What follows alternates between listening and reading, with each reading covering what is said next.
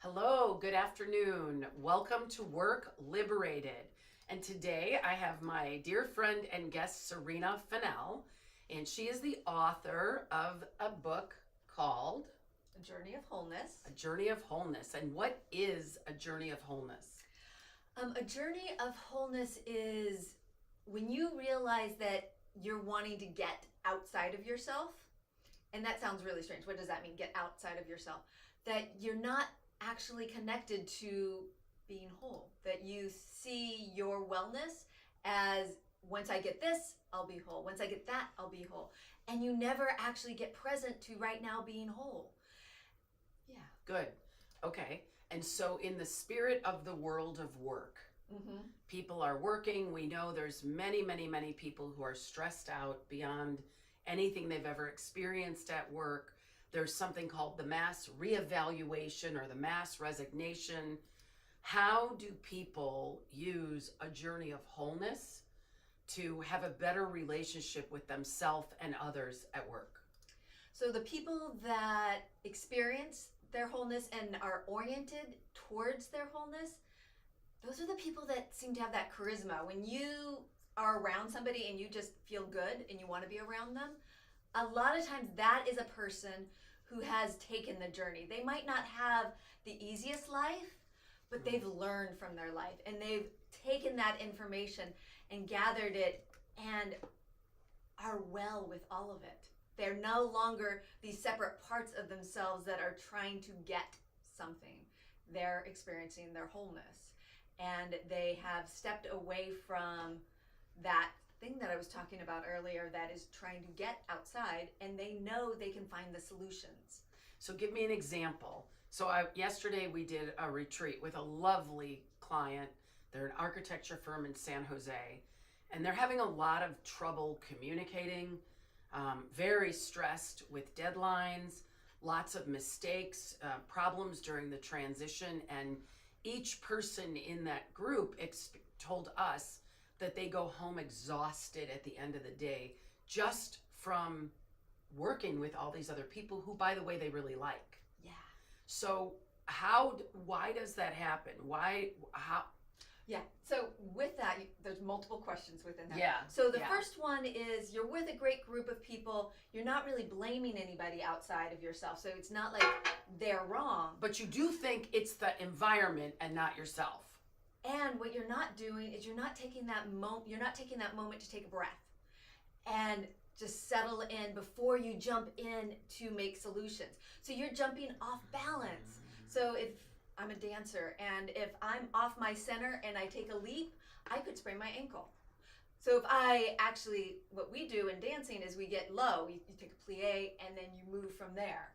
So you're on your own center. And if you're off your own center, you're operating just a little bit off. So if the entire group is operating from the state of being just a little bit off, there you go. You've created that environment. That's really good. So if I'm at work and I'm experiencing a great amount of stress, and I'm in the stress, so I'm in the noise and in the hyperventilation, I'm not grounded, I'm not centered, and I'm a receptor for all of that other mischief or noise or stress.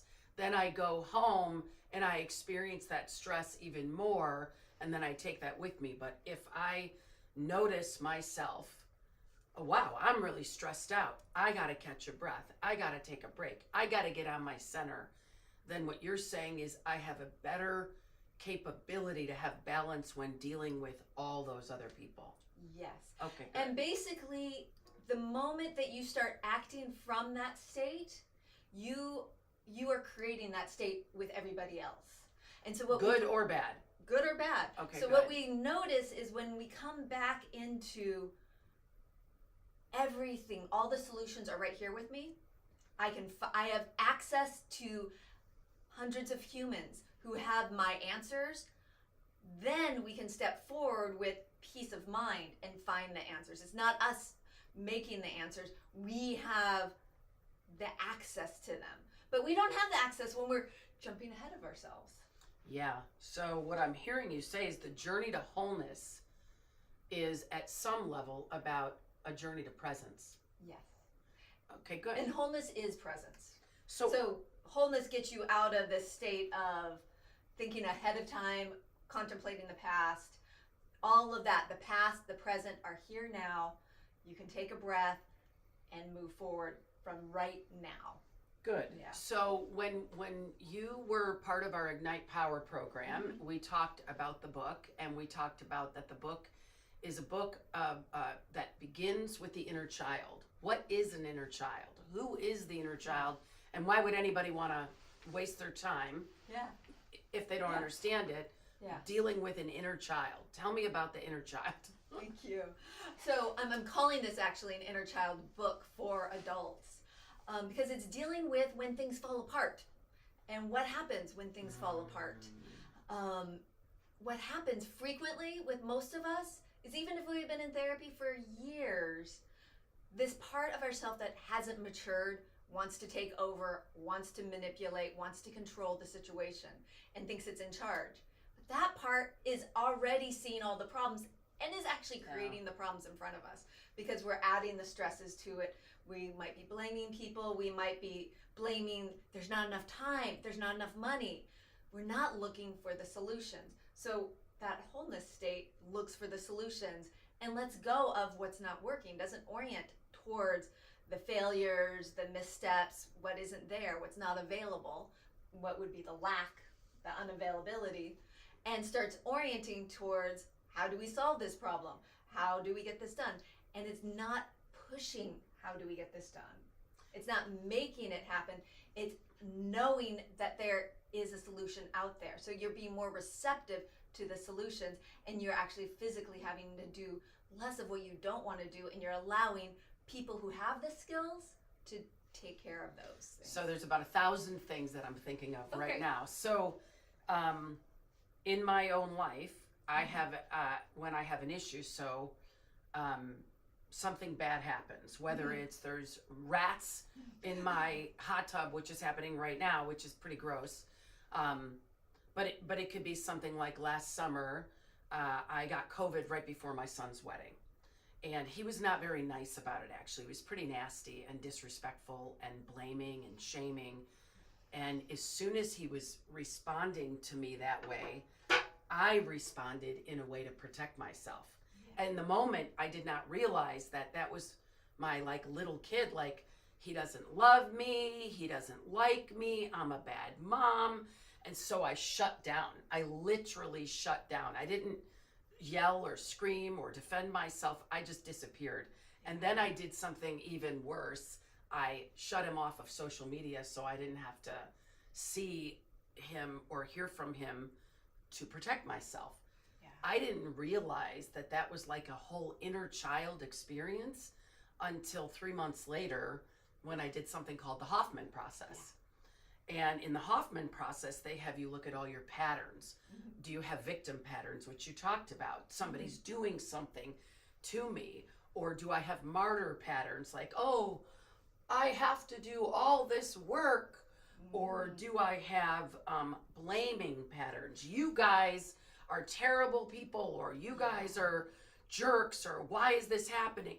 So all these patterns that we have, it seems like, and tell me if I'm right, they're remnants of the inner child that didn't grow up. Yes. So we matured, but we didn't mature in saying, how do I deal with rejection, stress, disappointment, upset, exhaustion, all of it. Yeah. So all of that, yes, and that would be what I would call your wounded inner child. Mm-hmm. The beautiful thing also is, as adults, we need to play. Yeah. We need to go and recreate. We need to get out there and enjoy ourselves out in the world. And even in the office setting, when you have that lightness feeling, creativity starts flowing. New ways of doing something come up.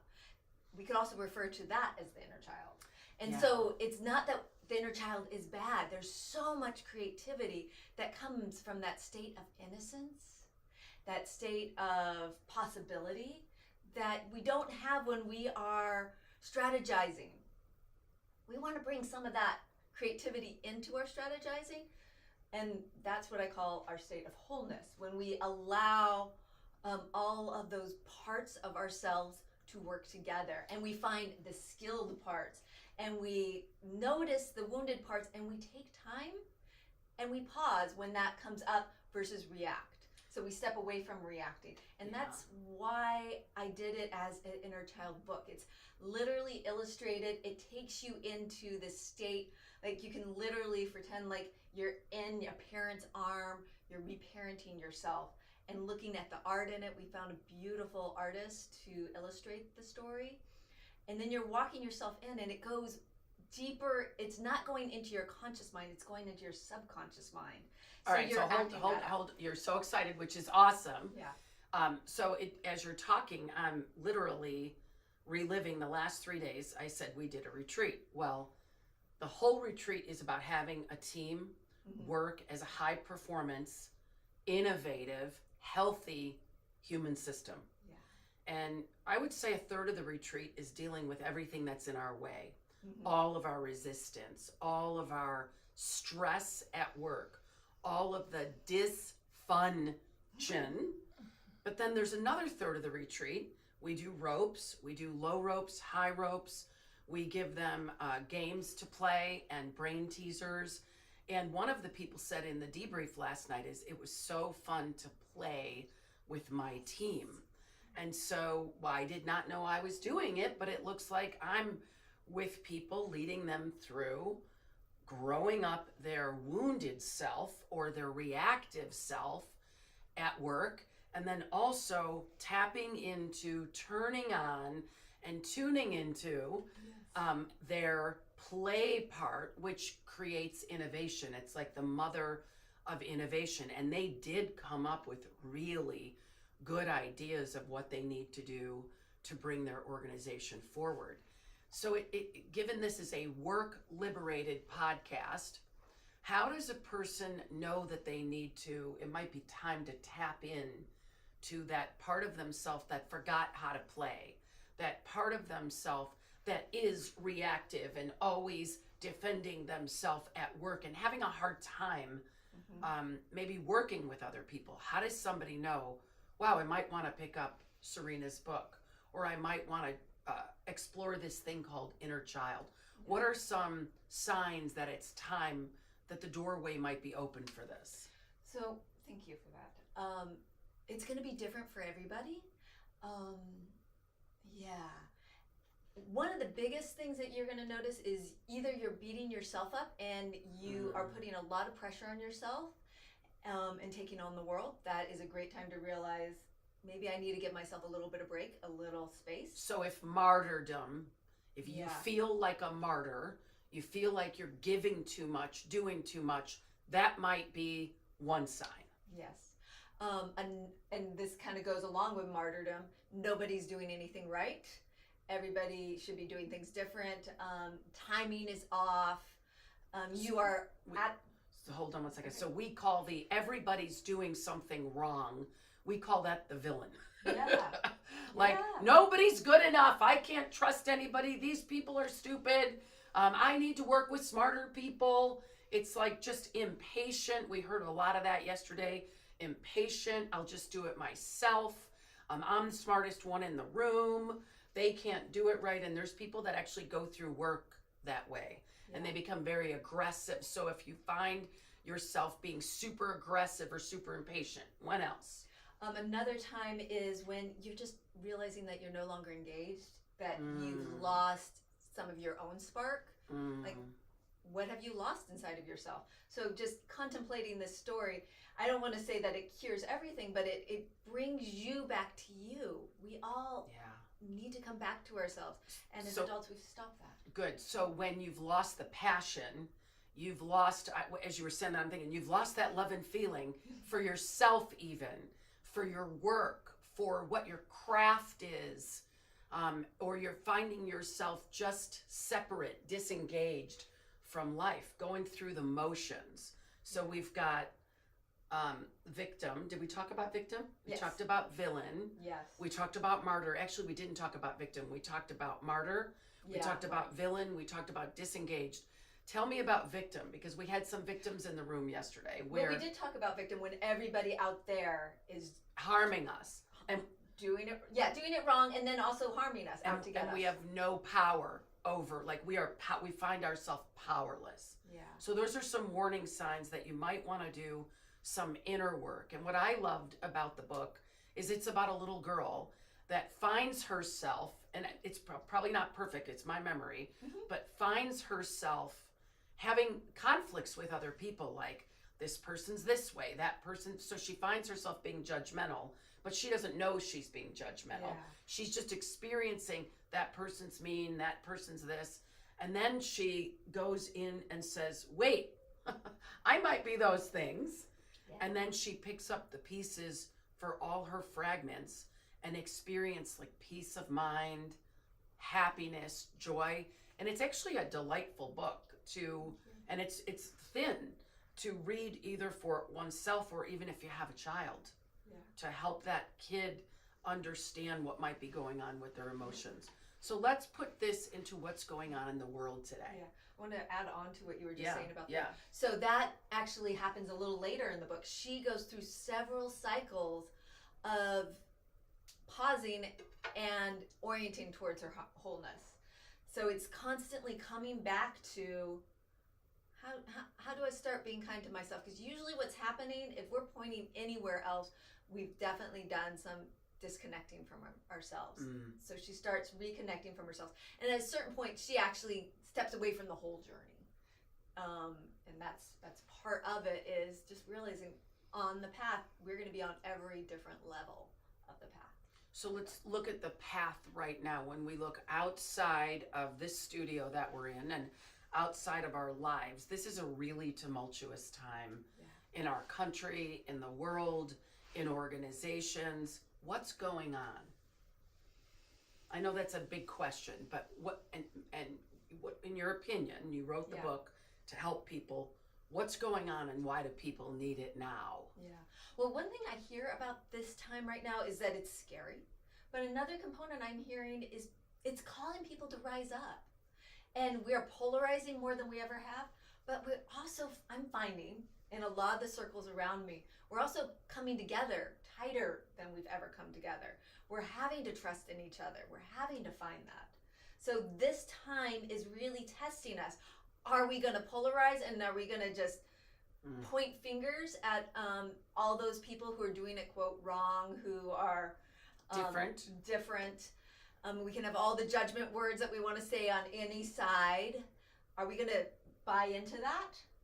Or are we going to step into finding solutions? Are we going to find ways to interact with each other that cultivate kindness, that add that charisma of inspiration for solutions that weren't seen when we were in that stuck tight spot? Yeah, so it's like, and again, because it's a work podcast, but like a team that is separating from each other, working in silos, that would be similar to polarization. Like, I don't agree with the way you do things, but then when the team comes together and says, no, we're one, we are one team, and then we can tap into the collective intelligence way beyond my wisdom, but my wisdom, your wisdom, her wisdom, his wisdom.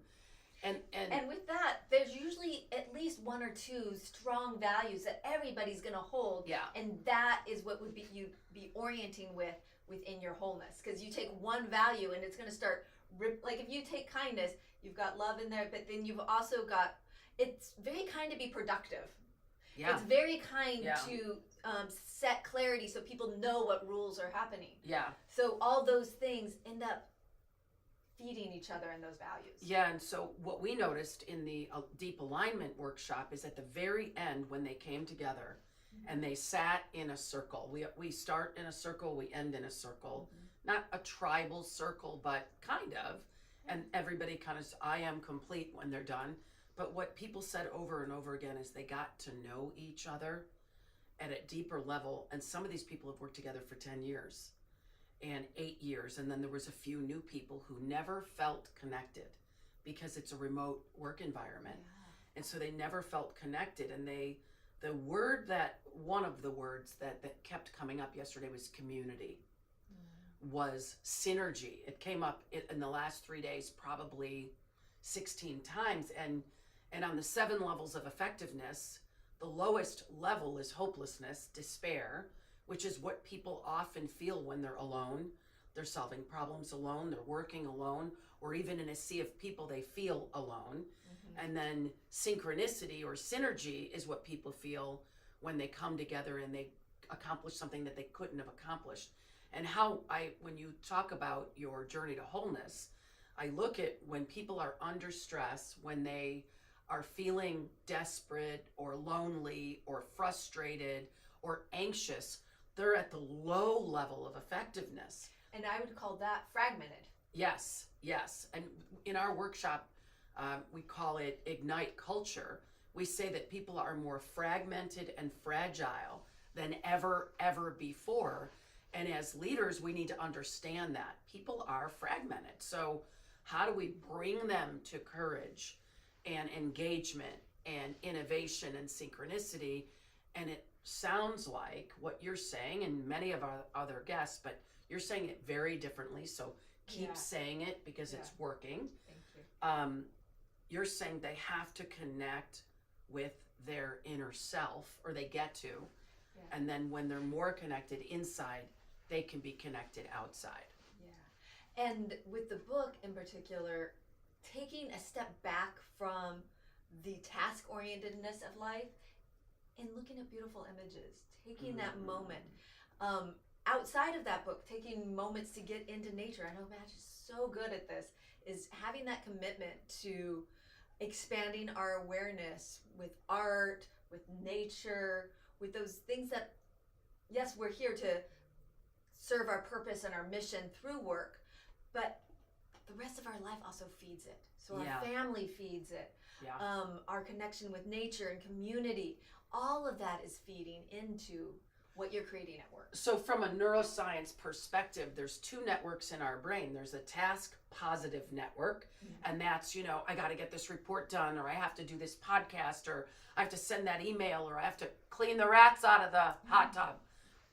When the task network is high, what people might not know is the default network is low. It's like a teeter-totter or like a camera. And when the aperture of task is wide open, you can be very, very focused and very, very productive.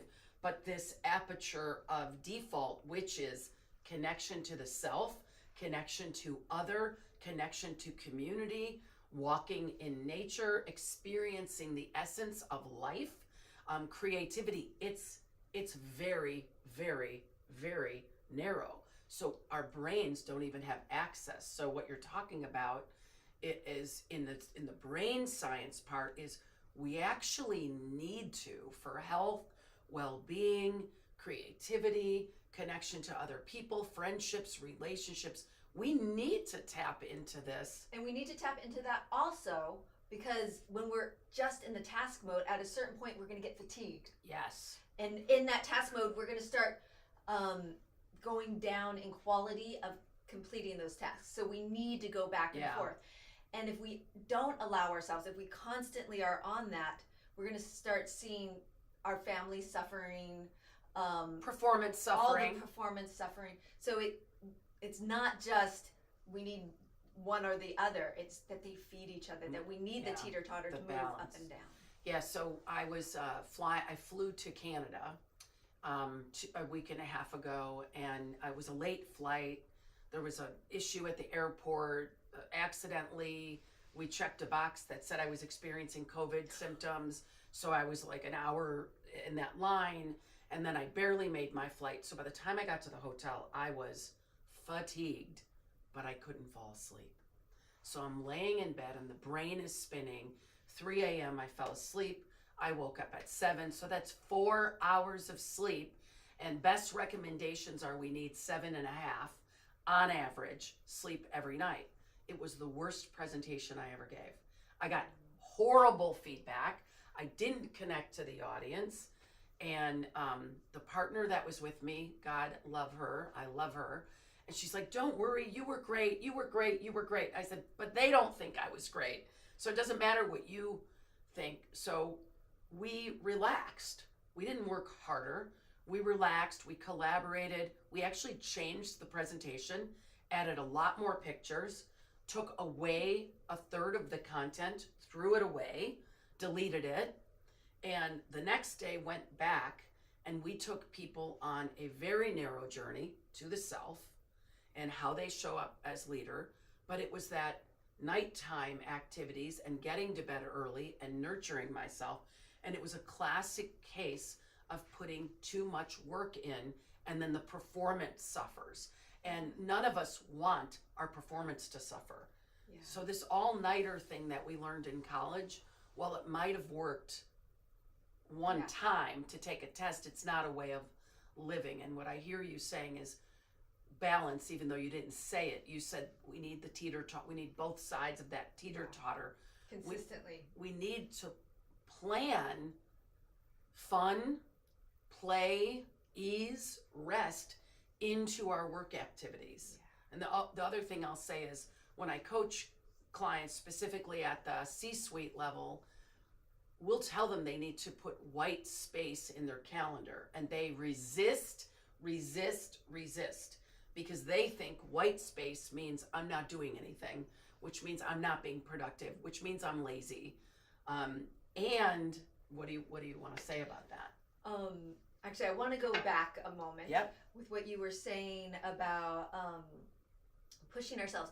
There was this great interview of a man who did Ironman triathlons, and he did it in like record time, and they talked about like how amazing he was. And he was like, actually, I think the people who just ran that thing in 12 hours are the people who I'm in awe of, because the will that it takes to do that is insane.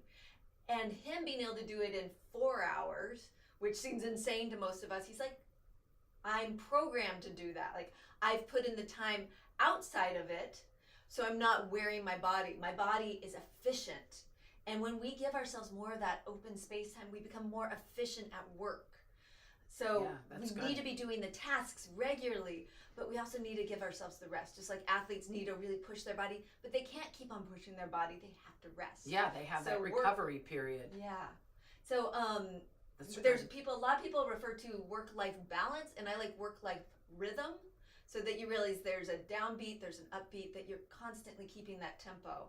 And in the corporate... I like that too. I'm going to take that. Yeah. Serena, work-life rhythm. Yeah, work right. Because it's like, if you think of balance, that would mean you're stagnant. You're just staying on this one thing. You're never going up and down. And we were just talking about teeter-totter. It goes up and down, up and down. Yeah, I really like the rhythm. Yeah, so we want to take in those times, and that is part of our mission, is to create. And then we come forward with more charisma, more connection, more ease, more passion, more energy. And people enjoy being around us more, and we enjoy being around others more. So we want that. So tell me what inspired you to write this book in the first place. This is a funny story. So this actually came out of me about 20 years ago. And it happened when me and a friend were in a fight. We got in this fight, and then I left, and I chose not to engage in the fight anymore. And I went and wrote, and this story poured out of me. And from there, I looked at her, and I was just like, we're just two little kids. And I got that. And the other component was I'm highly dyslexic. So for me, editing is a big process. That was over 20 years ago. And I just last year realized, I think this is edited after over 20 years. And I talked to a friend, and she knew this amazing illustrator. And so I connected with Darren to illustrate it. That's great. That's great. Yeah. And if they want to get a copy of the book, where do they go? So right now I am getting ready, and probably by the time this is posted, we will be doing a Kickstart campaign, and we'll have a link somewhere to get on my mailing list, and you get on that mailing list and you'll know all about the Kickstart campaign, or if the campaign is done by the time you listen to this, you will know where to buy the book as well. So we'll have a link on the end of the podcast. Yeah, you can just sign up. And maybe we'll have a pop-up right now, here, right there, right by my hand. Yeah. Okay, so you were inspired because you had your own break in relationship. Yeah. And you had an insight, like a moment of clarity oh my gosh, we're just two little kids. Yeah. That's really great. That's wonderful. That's how the three principles started. Oh. Sid Banks was witnessing his wife and her mother bicker for like way too long. And he had an insight that it wasn't even them really bickering. It was like their lowest level of thinking that was doing that. And I'm also listening to Esther Hicks a lot, and she has these rampages about thinking and thinking about thinking and thinking about thinking and thinking about thinking, and it makes us crazy. Yeah. Unless our spirit's in a good place, our heart's in a good place, our head's in a good place, our thinking probably will not be in a good place. And when those are all in a good place, when we feel in alignment with that, we're infectious. Like, people just want whatever we got going on, whatever that is. More people want to be in projects with us. More people want to be in whatever team we're in. We become that person versus that person. Yeah, and we all have the capability of being both. Yes. At any time. And it is a choice, but it doesn't always feel like a choice. It doesn't always feel like a choice. Okay, there's rats in the hot tub, and my sister's coming to town, and I can actually be cool about it. Yeah. We don't really need to be in the hot tub. And the rats aren't in my bed. But we can choose. Like, we can choose our response. And it doesn't always feel like that. So let me ask you, because of what I just said, and then I have more questions. What are some hacks, like quick and easy ways to go from that reactivity, the reactivity, to responsiveness or peace of mind? And I know you have lots of them, but the first one that came to mind is for anybody out here who's watched Byron Katie. Byron Katie. She has the work. First question: is it true? When you have stuff up, usually we're making up a story that has some falsehoods in it. Can we move through those falsehoods? Can we find out something that's deeper in the truth of our story? I'm upset about something. I'm upset with my boss, which typically happens. I'm upset with my boss. The boss said something or did something that pissed me off or rubbed me the wrong way, and I have a thought about that. So you're saying the first thing is it true? Is it true? And you can, usually we mean the boss is a jerk, he's totally rude. So then you can think of 3 stories that go different than that. Boss had a hard day. The boss is under a lot of stress. Yes. Yeah. So we can start pivoting what we're thinking about that other person. And then if you turn it inward and you go, oh God, I really messed up, I really fucked up. Okay, how do I get compassionate with that? Sometimes that for me is a lot harder when I'm thinking I did bad and I'm internalizing it. Good. So instead of internalizing it, all of a sudden, how can I improve this? Oh, where does this shift happen? So let's slow a little bit. So I think the boss is a jerk, which everybody does. I mean, even yesterday at the retreat, the first day people walked in, the boss kind of was being a little bit of a jerk. She's exhausted. She's got health issues. She's got issues with her child. She's got issues with her family. Her sister is sick. The company's struggling right now. So the boss has a lot of reasons to be moody or upset. But if I say the boss is a jerk, is it true? Most people will say, of course it's true. Yeah. So when you ask that question, is it true? How do you go deeper? I know she's got a script and it doesn't need to be perfect because she's not on the podcast, but is it true? How do I know if I'm making up and I believe it's true or if it's really true? Yeah. Well, it's kind of hard to, we're going to choose that example. Yeah, the boss is a jerk. A jerk is subjective by its nature. So anything subjective doesn't necessarily land on truth because it depends on your perspective with it. Good. That's actually really good. So first thing, is it true? And then do you know her second question? Oh, sorry. I wish I did right now. It's okay. Yeah. So questioning and going down the question cycle. I think she says, is it true? Is it real? Where does this show up inside me? Like, yeah. So and flipping around. So pivoting is another important quality, and what you'll see in this story is little Emma, the main character, is constantly having to pivot her attention and her awareness. So say more about that. So pivoting, we demonstrated it earlier with this jerk boss. We pivoted from they're a jerk to they're holding a lot right now. I notice, like, if you get really mad at somebody and then you just find out they had a cancer diagnosis, all of a sudden, you're not going to be mad at them. You just like, oh my God, you just have a really hard time right now. So here's Byron Katie. Question 1, is it true? Question 2, this is the key.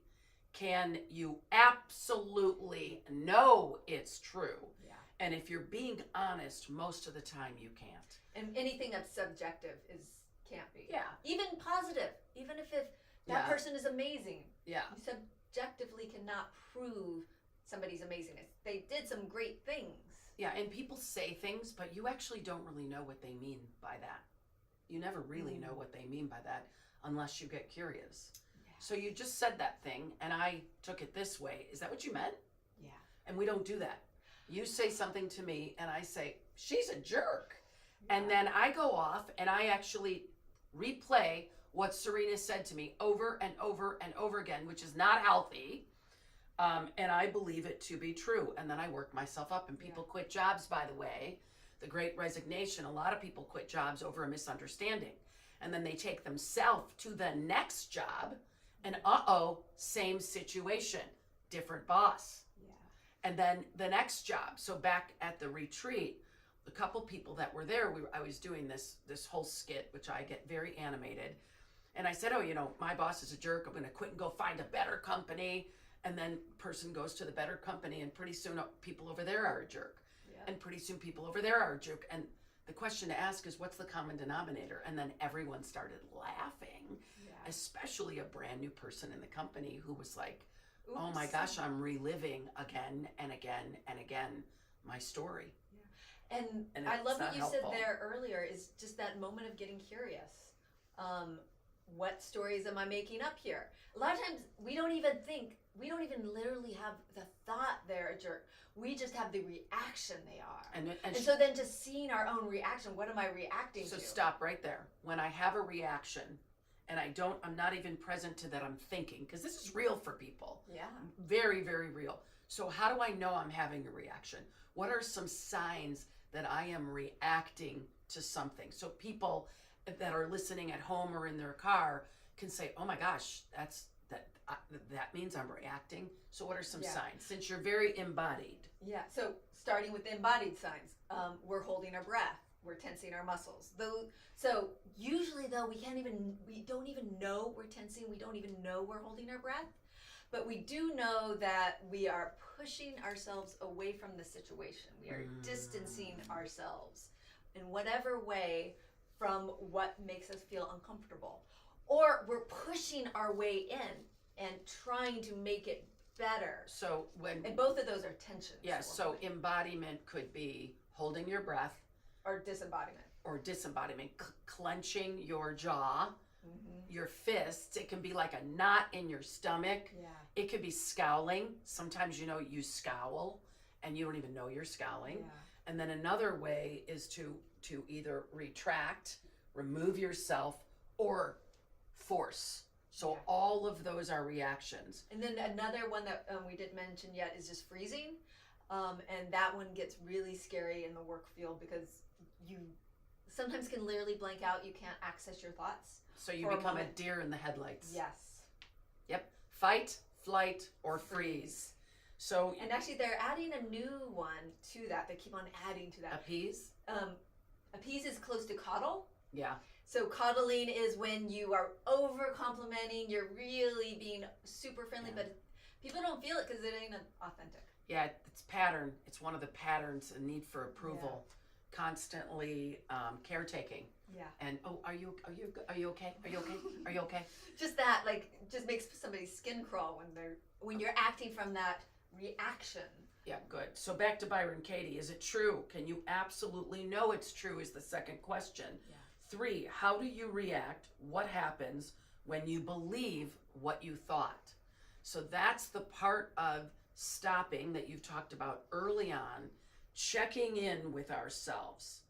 How do I know it's true, and how am I reacting? What's happening in my body? What's happening in my thoughts? So it's taking a minute to check in before being certain of whatever you're making up. And then the last question, thank you, Byron Katie, and thank you, Serena, for bringing it up.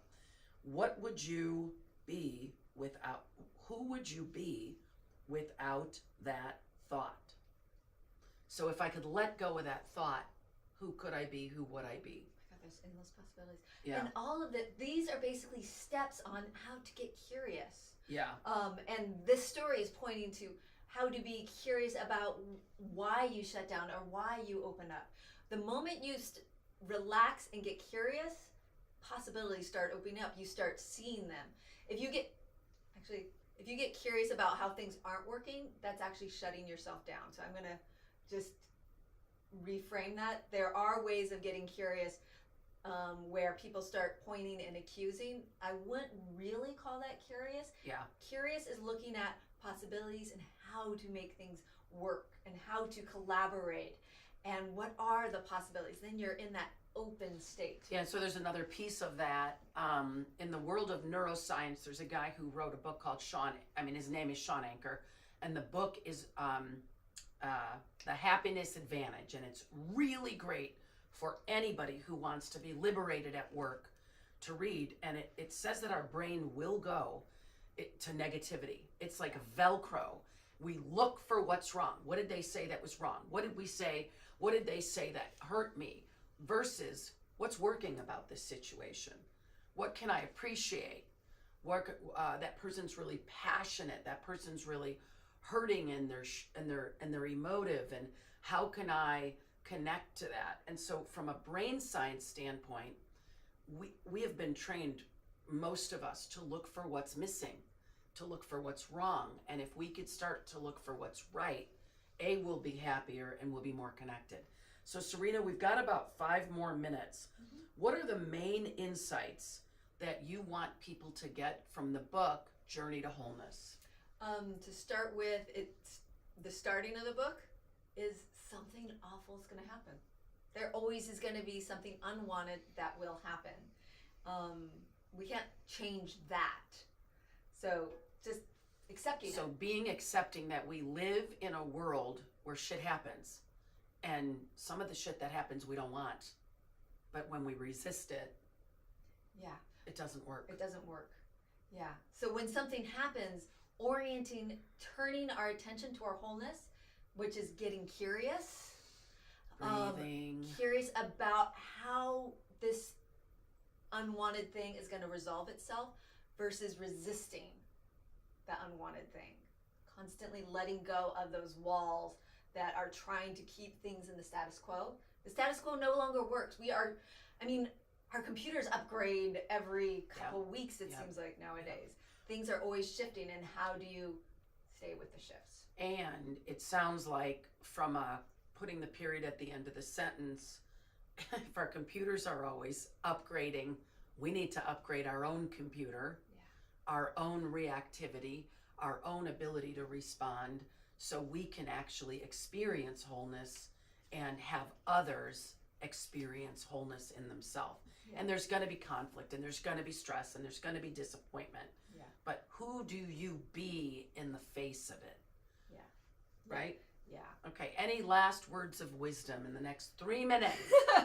So with that, the component of compassion for ourselves, which is not grandizing ourselves, it's not I am the best person in the world, it's connecting to ourselves and what our experience is. Once we're connected to ourselves and we're kind to ourselves, we have that compassion, we can offer it to others, and then we can really become a team player from that state. Yeah, and for many people, when they make a mistake or they fail to do something or they forget, the first place they go is shame. And that is a very old conversation. Yeah. And when any human being is in shame and in agony, the natural response from childhood is to point and push out there. And as Serena said, when we point out there, the other three fingers are pointing back to us. Yeah. And I would say the last note is from that state of kindness and compassion, starting with ourselves and then starting to other people, we can put all the needs on the table and they can get met from that state of kindness, because it's inclusive. It's no longer pushing away and grandizing. It's now everybody has a place at the table. All the needs on the table can be met because everybody's looking for the solutions. Yeah, so it's really good. So this is where we started and ended our deep alignment. It's all about agreements.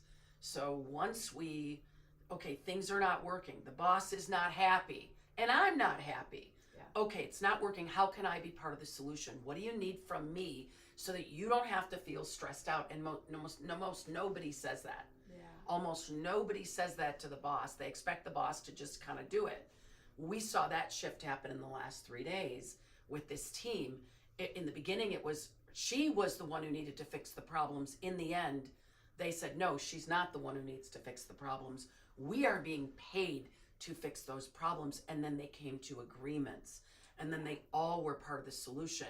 And it sounds like whether it's business or whether it's home or it's friendship or relationship, when we're whole, when we feel whole and complete, we can be a complete part of the solution. So thank you so much. Yeah, this was so fun. Do you have a website that you want people to go to?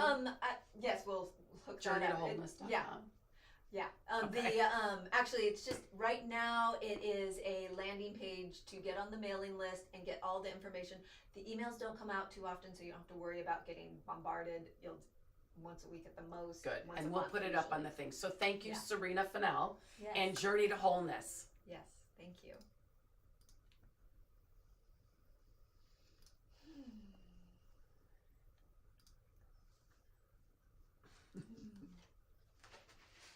Well, that's okay. We can just talk, even though we're still recording.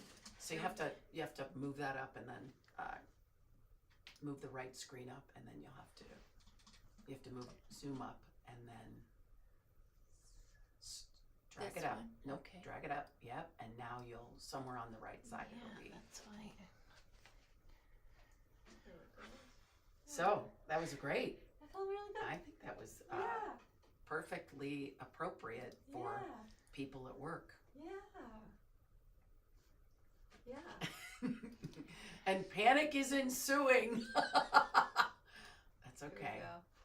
This is just for the Zoom call, or is this on No, Facebook? we're live On Facebook right now. We are live. Hi, everybody. We're live. We're not dead. We're still in our conversation. Stuff happens. This is part of it. So here, go over to the OBS.